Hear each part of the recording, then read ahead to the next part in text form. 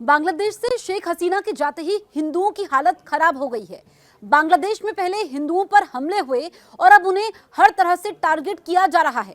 मोहम्मद यूनुस की सरकार में हिंदू ना महफूज है ना ही आजाद। उन्हें अपने अनुसार दुर्गा पूजा मनाने की भी आजादी नहीं है।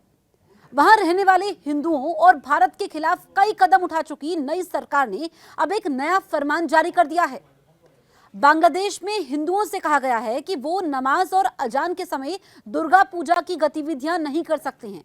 नमाज के समय ना पूजा हो सकती है, ना लाउड स्पीकरों पर भजन बजाए जा सकते हैं।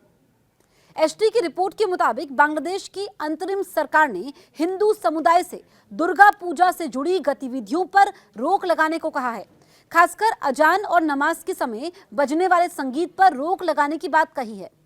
गृह मामलों के सलाहकार lieutenant general retired Mohammad Jahangir Alam Chowdhury ने कहा कि दुर्गा पूजा समितियों से नमाज और अजान के वक्त म्यूजिक और लाउड सिस्टम बंद रखने को कहा गया है।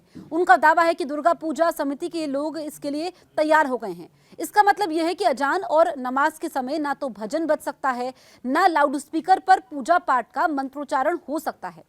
दुर्गा पूजा से पहले बांग्लादेश में कानून और व्यवस्था की स्थिति को लेकर एक बैठक हुई थी। इस बैठक में दुर्गा पूजा समिति के लोग भी शामिल थे। इसके बाद ही इसका ऐलान किया गया। भारत की तरह बांग्लादेश में भी हिंदू समुदाय के लोग बड़े धूमधाम से दुर्गा पूजा मनाते रहे हैं।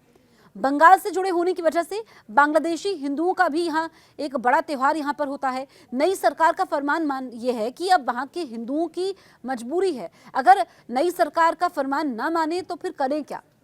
वहीं टीओआई ने मोहम्मद जहांगीर आलम चौधरी के हवाले से लिखा है कि दुर्गा पूजा में नमाज के समय ऐसी गतिविधियों पर रोक लगी रहेगी और अजान से 5 मिनट पहले ये गतिविधियां रोक दी जाएंगी। हालांकि यूनुस सरकार के अधिकारियों का कहना यह है कि बांग्लादेश की सरकार पूजा पंडालों की 24 घंटे सुरक्षा करेगी। बिना किसी बाधा के पूजा उत्सव को सुविधाजनक बनाने और उपद्रवियों की बुरी गतिविधियों को रोकने के उपाय किए जाएंगे। बांग्लादेश में जब से शेख हसीना की कुर्सी गई है तब से हिंदुओं पर लगातार हमले हो रहे हैं। हिंदुओं को मारा पीटा जा रहा है, मंदिरों को निशाना बनाया जा रहा है। ढूंढ ढूंढ कर बांग्लादेश में हिंदू टीचरों का जबरन इस्तीफा लिया जा रहा है। आपको बताएं कि इससे पहले भी बांग्लादेश ने भारत के खिलाफ वाले कदम उठाए थे। जब बांग्लादेश में बाढ़ से हाहाकार मचा तो उसने भारत को ही इसके लिए जिम्मेदार माना था। हालांकि बाद में भारत ने आरोपों को खारिज किया।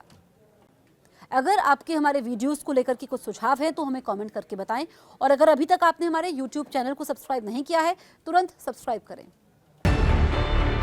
न्यूज़ 18 इंडिया चौपाल, एक ऐसा मंच जहां जब जब बात निकलेगी तो सिर्फ दूर तक नहीं बल्कि दुनिया के कोने कोने में जाएगी, क्योंकि इस बार बात होगी भारत के वैश्विक महाशक्ति बनने के लक्ष्य पर।